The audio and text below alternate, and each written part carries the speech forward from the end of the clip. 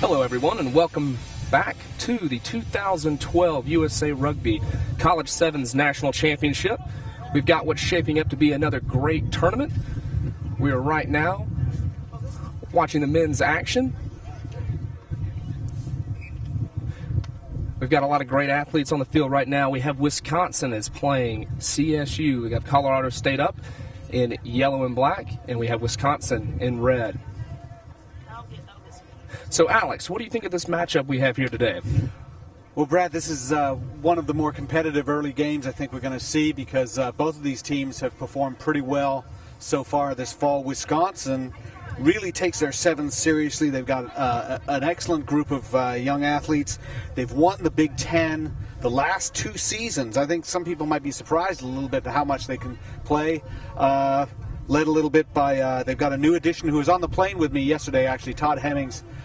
He's an Englishman, showed up on campus, which is always nice when your rugby coach gets an experienced rugby player to show up. But this is Colorado State's looking good too. Absolutely. Moving the ball around early. Right here, nice clean ruck there. They got the ball in hand.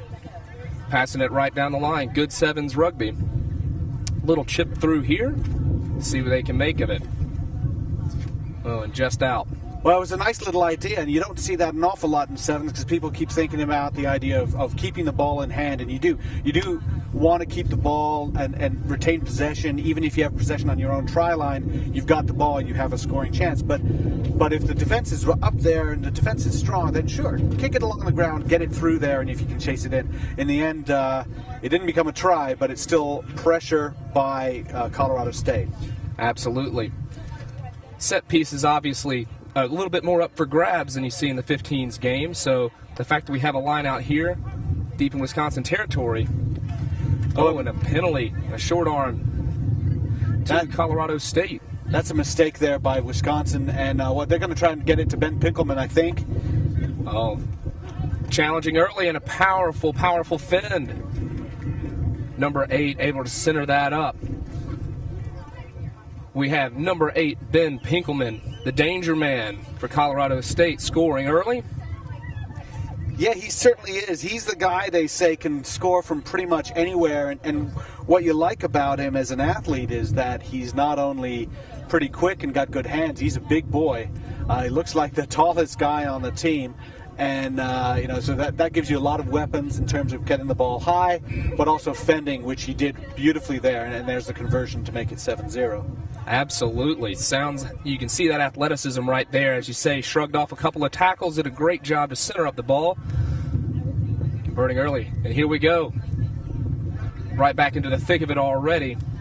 A lot of physicality at the breakdown. Seems like sevens seem to have historically a reputation for being a little bit of a softer code, but as you can see here, a lot of physicality, wouldn't you say, Alex? Yeah, I think so.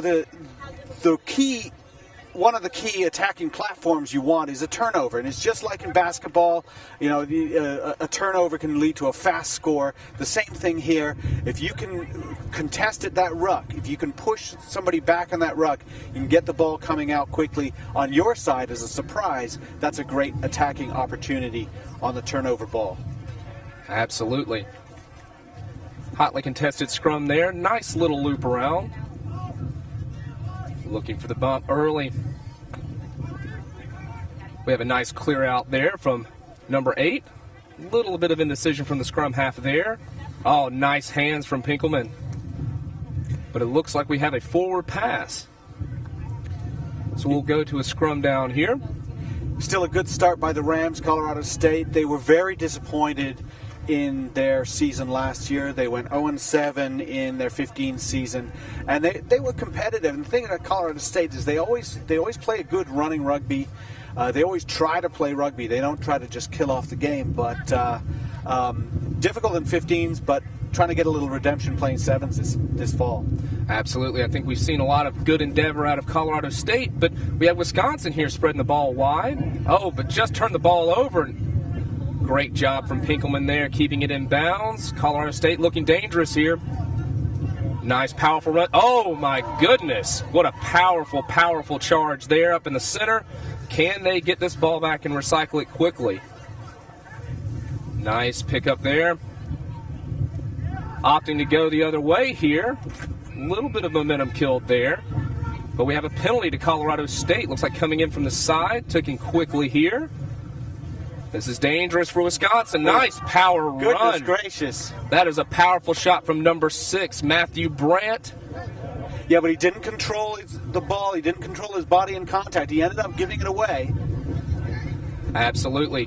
Doesn't much matter if you make a powerful shot or nice run if you turn the ball over, does it? No, the control in contact is one of the things that we're looking for in a lot of these games. You can offload out of contact, that's great, if you're in control. And if you're taken down on the ground, you want to be able to control your body and control that ball so you can lay it back in the ruck properly.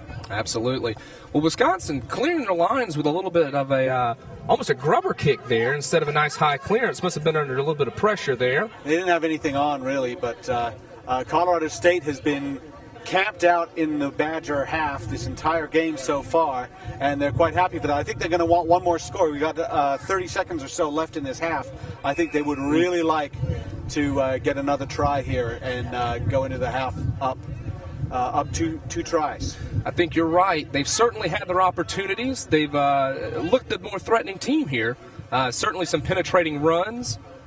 A few things go to hand, and we could see this get another score on the board. A little bit of a bobble there. Not held well. Colorado State knocking on. So now we will have a scrum here to Wisconsin.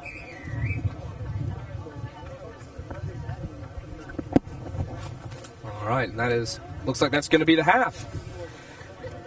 So, a tightly fought match there. It looks like Colorado State had the upper edge, but we're only one score up, so this is still a pretty close ball game. Well, I think that's exactly right. That is, they looked like Colorado State was running downhill, weren't they? And they had pinned Wisconsin in their end. They'd done everything right. They were launching attacks, but they only got the one try. And I think that this is something you see about inexperience in sevens. This is something you see about inexperience in sevens in the college game, is that they're still thinking about how you play a 15-man game where there are more bodies on the field, and they're going into contact when there are teammates out there, there's space out there. So if Colorado State had used their space a little bit more, had backed off that contact, and spun it out, we might have seen a couple more tries. In the end, I think Wisconsin, what they're saying is, guys, rough half, you weathered an awful lot, and you're only down 7-0. It's really still one good possession, one good try, you're tied the game, you're in it. So they probably feel like they weathered all the bad stuff. Colorado State might be coming in thinking we needed more. I think you're right. Wisconsin's got to feel a little bit lucky there. Certainly Colorado State, powerful runners, like you said. Things weren't quite as tidy maybe at the breakdown as they'd like to see for those power runs, only walking away with the one score despite the dominance in territory and possession. Yeah. But like you say, Wisconsin's one score down. This is sevens. Things can turn on a knife's edge. So they certainly can. And going into contact as hard as you can is a great thing. But if you go so hard that you're not able to control that ball when you go into go to the ground, this is not like football where you go in as absolutely hard as you can, and if you're down on the ground and you let go of the ball, well, you're down. End of play. The play still goes. You still have to control that ball, lay it back for that rut to happen. Absolutely. Possession. So, controlled aggression, isn't that right, Alex? Controlled the name of the game for exactly rugby. It is. It's a continuous sport, and speaking of continuous, we are get picked for the USA Maccabea team, and the Maccabea Games is a Olympic-style competition for Jewish athletes. Mark Spitz, well before he became a gold medalist in the Olympics, was a Maccabea athlete, and the USA Rugby team has performed extremely well at the Maccabea Games over the years, winning the tournament, in fact, in 1997. Joel Cohen has been picked for that team, and that's not just college players, that's senior, that's all levels, and so that's pretty impressive. And that's a nice little play that they've got going. Wisconsin has on that kickoff. We've got a nice break once again. And well done by the Badgers. They won that kickoff to start the second half, and that's why they ended up scoring the try, because they did well in the air. And they did well again here, and now they are the ones exerting the pressure. And suddenly Colorado State is just wondering, wish we'd scored those tries in the first half. That's absolutely right. Number 6, Jack Goss going in for the score. coming good. Wisconsin coming out with a strong second half statement. Well, they're winning those kickoffs, and that is the guy who's winning those. That's Tom Hemmings, the new addition from England. He's going right up there and tapping it back. Again, you don't have to catch it. Just tap it back. Again, it's a little bit like basketball. Tap it back to your guys and try to launch your attack from there. But that was a nice little dummy from Goss to get himself, and he was in under the post. And those restarts, they're so important in sevens because there's so few people on the field. When you get those quick turnovers, they're in a lot of danger for the other team. They're not really set up for it to defend it, are they? Right. Well, they're coming in for the ball. They're expecting the ball to come to them, and then it's if you win your own kick, because you've scored and then you're giving the ball back. So if you win your own kick, suddenly you've got an extra shot. Absolutely. Well, we have another restart here. We'll see what Wisconsin can do there. Oh, and once again winning the tap back. Oh, we have Cohen storming down the field. Nice, incisive run here. A little bit of untidy, but they've recouped well. Oh, well done. And a nice step in. Number 10, Jordan Hegenbottom. Well done there. That was very well done because they made that initial break through the middle. Then they had support, and then you heard them calling out. They're saying, come out left. We've got numbers. And they sent it. And Brad, what we're going to see in a lot of these games today is that if you see a nice team try, there's always someone whose function through that entire movement is really simply to catch the ball and pass it to someone else. And that's a crucial function because if you just catch it and every time you start running, everybody focuses on the ball carrier every single time as the conversion is good. But if somebody just catches and passes, they're diverting the attention of the defense just a little bit faster, and that allowed Higginbottom to set up an attack. He had somebody on his outside. He didn't need him, because he'd been fed the ball early enough to assess what's going on, see the gap, and go through. Absolutely. Well, it was a great team try. We just saw, Wisconsin go another restart. Oh, and they collected again. Fantastic effort from Wisconsin here.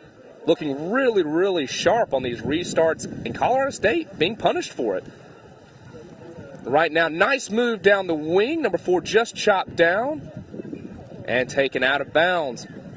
Boy, almost a tale of two halves here. Yeah, it is all about those restarts. And Colorado State had possession in the first half. They couldn't make it count.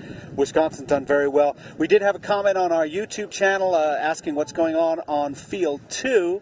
And we know that Cal has beaten Middlebury 29-0 on Field 2. And then we also have Arkansas State right now is in action against North Carolina State. Arkansas State is leading 24-5 on Field 2 here at College Station. Well, back to Field 1. We had Colorado State collecting the line out. Oops. Opting to run it out. It was a brave move, but things not going quite as they might have planned. So they realize they've got to get back in this thing and do some running.